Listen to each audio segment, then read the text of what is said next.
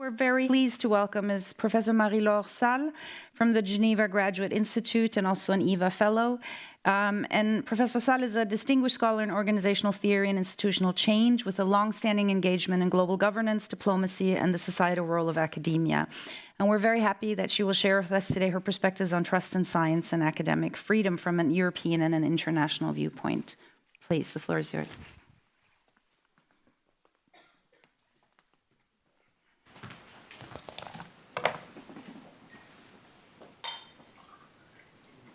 So thank you so much, Sylvia, and thank you very much for having me. It's really a privilege to be here and to be able to share ideas with this room. I started actually with the same premise as you did, which is that in this room, probably we don't need to actually make the case, and we can take for granted that we all believe in the importance of science and in the essential role of a strong and independent university, not only for innovation and progress, but also, as you mentioned, for democracy and for a healthy democracy. I'll structure my remarks in essentially two parts with a conclusion. So the first part, I will actually focus on the current dynamics contributing to the erosion of public trust in science, because even if the figures are high, there are trends that go in that direction, high in Europe. Second, I will turn to the state of academic freedom, and then I will finish actually building on and referencing a recent French report that offers a comprehensive set of proposals to counter the decline in academic freedom and to restore public confidence in science. And it's a report, I think, that is going to actually circulate widely at the European level. So let me start with the question of public trust in science. Trust in science does not just happen. It needs to be sustained, and it rests, I would argue, on a number of essential foundations, and some of them have been also already mentioned by Anna Maria. First, it does require integrity, both of the scientific process and of the scientist. Second, science needs to remain independent, both of political agendas and economic interests. It should serve the public interest and the common good, not ideology or profit, and I will come back to that. Third, science must be meaningfully engaged with society as a collaborative effort to address real-world challenges. It should not be a detached and purely elite pursuit. Trust in science, finally, also requires, and that's been already mentioned, transparency and accessibility. Scientific knowledge has to be communicated clearly, shared openly, and made available to all in a very inclusive kind of manner. This has been already mentioned.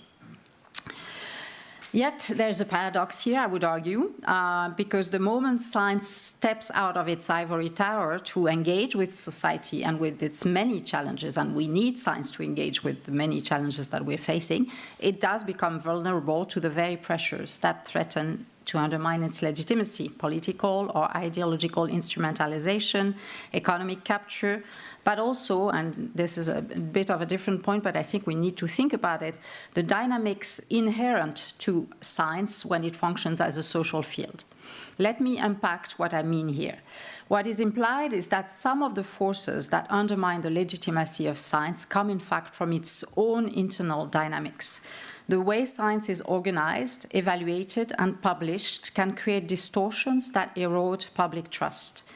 For example, the increasing hyper-specialization of science, along with rigid disciplinary and even subdisciplinary boundaries, has arguably contributed to a research system that often appears quite disconnected from the very complex and systemic nature of contemporary challenges.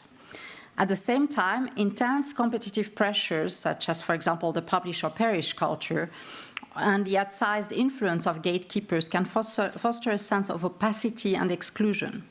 Layered hierarchies, growing bureaucratic demands, and a pervasive audit culture, coupled with peer review and publishing norms that tend to favor conformity, have their advantages and strengths, but they can also stifle innovation, discourage intellectual risk-taking, and limit the diversity of perspectives that are needed for science to thrive and to remain relevant, particularly in the current context of radical uncertainty and complexity that we live in. So it's essential, I think, to acknowledge those self-generated dynamics because they arguably contribute to the erosion of public trust in science. Let me just propose a few illustrative examples.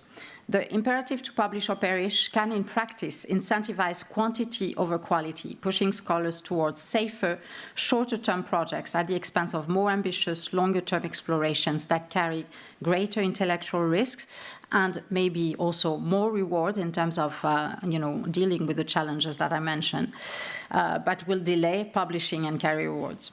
Moreover, double-blind peer review processes, while designed to ensure fairness, often reinforce prevailing paradigms, leading to a normalization and an homogenization of knowledge. Let me also briefly underscore, beyond those internal dynamics, and that's another one, it's not far from anecdotal, the damaging impact of scientific misconduct on public trust.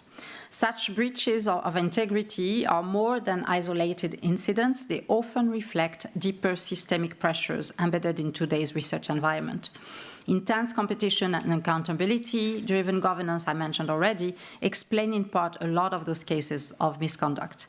The relentless pursuit of publication, recognition, and funding can create conditions where ethical boundaries are tested or ignored. While I will not cite specific cases here, a lot of you certainly think of many different ones, and they actually happen in all disciplines. And each case serves as a really stark reminder to us, should serve as a stark reminder to us, that integrity in science is non-negotiable. And when the scientific community itself fails to uphold and enforce its own standards, then public confidence inevitably falters, and the credibility of science as a trustworthy societal institution is put at risk. So really important, I think, to remember that there are very powerful internal dynamics, but there are also obviously external trends, one of which is financing. The sources, the structures, and the conditions of research funding exert a profound influence, whether we like it or not, on the scientific enterprise, shaping not only what gets researched and for what purpose, but also how questions are framed and even who owns the result of that research. I will mention here only a few well-known trends in Western countries. A well-documented trend since the 1980s has been a kind of growing dominance or increase of private sector investment in research and development, or if it's not private sector funding, public sector funding, but with a private sector orientation. This shift has had significant implication. One of the most notable consequences is a reinforced emphasis on hard sciences, particularly those fields that promise rapid innovation and commercial application. And as private funding and the mindset that goes with it increasingly drives the agenda also of public funders, what we see is that marketable technologies, disciplines that yield marketable technologies or immediate economic returns tend to be prioritized, often at the expense of more exploratory or socially oriented research. I'm a social scientist, let alone of humanities. And yet, I would argue, we have never needed quality research in social sciences and humanity as we do today. Another well-established trend that deserves mention is the foundational role that military research and development has played in shaping modern science and technology over the 20th century. A significant portion of the scientific advances that we rely on today have been originally conceived and developed within the context of war and defense to meet strategic military objectives. I think it's worth pausing a moment to ask ourselves what would our science and research look like if they had been framed and financed from the beginning for peace and long-term human security and well-being, rather than for war and short-term military security.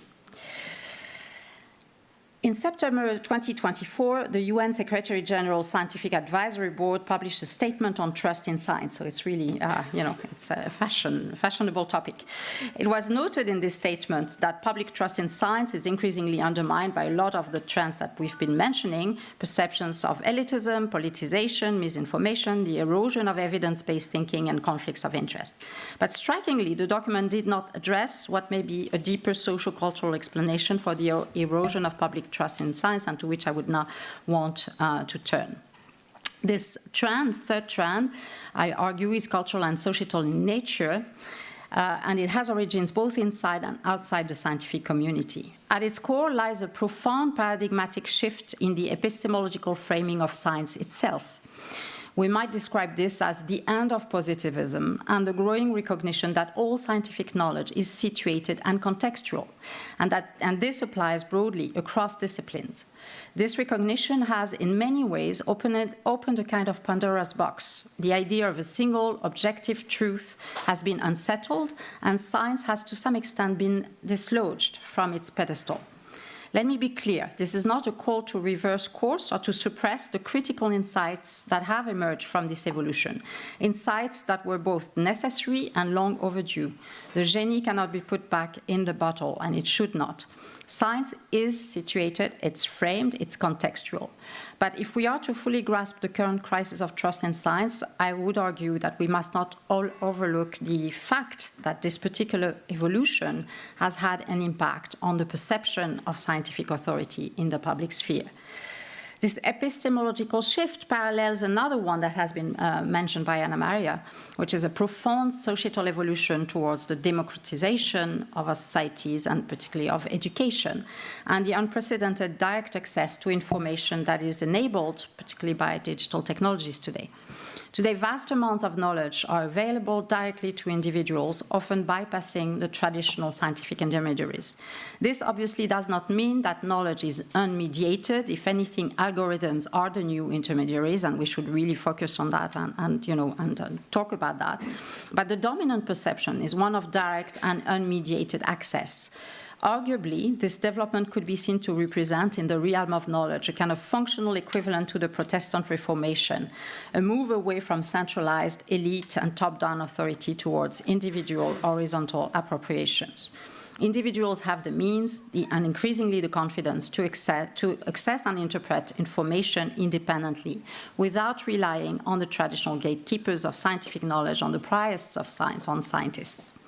This shift has fundamentally challenged the traditional authority of change, of science and scientists, marking a departure from an era of unquestioned trust. In this place, we see the rise of individual agency, where people feel empowered to form their own judgment. In June, and I'll give an example of a case in the US. In a June 2025 interview with Tucker Carlson, Robert Kennedy Jr., US Secretary of Health and Human Services, made a very provocative statement. And he said, I quote, "Trusting the experts is not a feature of science or democracy. It is a feature of religion and totalitarianism." This is obviously a very striking claim, one that flips conventional wisdom on its head, suggesting that reliance on scientific expertise is not a rational and enlightened choice, but a form of blind faith comparable to religious dogma or authoritarian obedience. This rhetorical maneuver echoes, obviously, Orwell's Newspeak from 1984, where war becomes peace, ignorance becomes strength, and freedom becomes slavery. By reframing public trust in science as a surrender of personal judgment rather than a mark of informed citizenship, Kennedy taps into and amplifies the existing skepticism that I was mentioning before. Mistrust, in that context, is reinvented as a virtue, a kind of democratic virtue in a sense, and intellectual independence. From this vantage point, he's able to launch broader attacks, such as his denunciation of leading medical journals as corrupt, accusing them of routinely punishing studies funded and vetted by the very industries they are meant to scrutinize. So I think it's really important to understand this deeper trend. Let me now turn to the issue of academic freedom. Globally, academic freedom is under threat. According to Scholars at Risk Free to Think 2024 report, we've seen 391 attacks on higher education communities between July 2023 and June 2024, a sharp increase from 297 the previous year. The Academic Freedom Index, which is produced since 2019 by a coalition of organizations that includes Scholars at Risk and VDEM, which has already been mentioned, only confirms the trajectory. Over the past decade, 34 countries have experienced statistically significant declines in academic freedom, while only 8 have shown improvement. This marks the first sustained global decline in academic freedom since World War II, reversing decades of progress. It's been mentioned, the figures on democracy have been mentioned. Strangely enough, the figures here are quite parallel. 3.6 billion people, roughly 45% of the global population, now live in countries where academic freedom is severely restricted. It's interesting to note that organizations such as Scholars at Risk or the Academic Freedom Index focus on documenting formal violations of academic freedom, yet beyond those overt breaches, I would like to suggest that there's a more subtle and pervasive trend, a rise in self-censorship within universities, a phenomenon that is clearly global in scope. The European Parliament has developed an annual academic freedom monitor, which complements quantitative data with qualitative studies. The report shows that even in countries with strong formal protections for academic freedom, informal pressures and fear of backlash can lead to widespread self-censorship. In 2025, the Council of Europe launched a series of 10 policy briefs under its Academic Freedom Insights initiative, one of which focuses specifically on self-censorship in academia. This brief identifies key drivers such as political pressure, whether internal to the university or external, social backlash and institutional constraints, and warns of the emergence of quote-unquote a spiral of silence that can take hold even in the absence of formal censorship. The brief calls for proactive measures to cultivate environments where diverse ideas can be expressed freely, emphasizing that self-censorship undermines universities' role as the critical conscience of society. Despite its significance, this phenomenon remains insufficiently studied and documented, I would argue. Yet the trend is broad and increasingly visible. Obviously, in the US too, American universities have been very significantly affected, even more over the last year. One, just very fast, because I might be running a little bit out of time, but I would like just to mention that one of the mechanisms of this self-censorship are the increasing role of denunciation practices, which have emerged as powerful drivers of self-censorships. And those obviously are, again, increasingly strong and visible in the US, but they are also quite visible in a number of European countries. In France, for example, they've played a big role, and they take the form very often of social media campaigns, denunciation from inside, but also from outside. The role of the media and the social media here is extremely important. I will not say much on the Trump effect because I think that maybe we'll hear more about it after, but I think we all realize, obviously, that I think that one thing that needs to be said at that stage is that there is a very organized and very structured attack on universities, not just a chance happening. This has been going on and has been prepared for a long time. I guess a lot of you have seen this speech by J.D. Vance at the National Conservatism Conference in 2021, which was titled "Universities Are the Enemy." That, I think if you haven't, I think you should, because you understand that indeed this is very much a political project.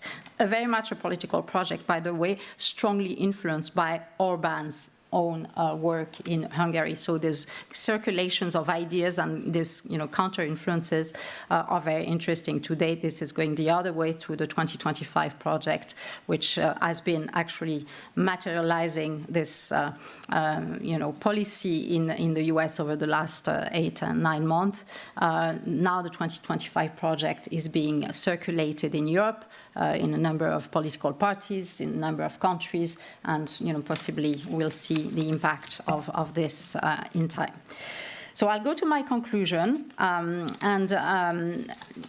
basically I will actually focus only in that conclusion, even though I had a lot more to say, but I will just focus on, so what is to be done? And I will make a reference to this recent report that I mentioned that was published last week, I think, titled "Defending and Promoting Academic Freedom." It was commissioned by France universities, so I guess probably in the conference that you mentioned, there will be a discussion of that report, which is the Alliance of French University Presidents, and this report was written by Sciences Po professor Stéphanie Balm. Although written in a national context, its ambition is clearly European, and it proposes a set of actionable proposals that could be coordinated across the continent. The report warns first that academic freedom is no longer under threat solely in authoritarian regime, and even in European countries where we feel we are relatively protected, it's also under strain. It draws parallels with developments in the US and documents concerning trends in France, like political interference in university governance, conditional public funding tied to vague ideological conditions, social media attacks on scholars, I mentioned that, and growing restrictions on access to research sites and grants. These developments reflect a broader shift towards the politicization of knowledge and the erosion of university autonomy.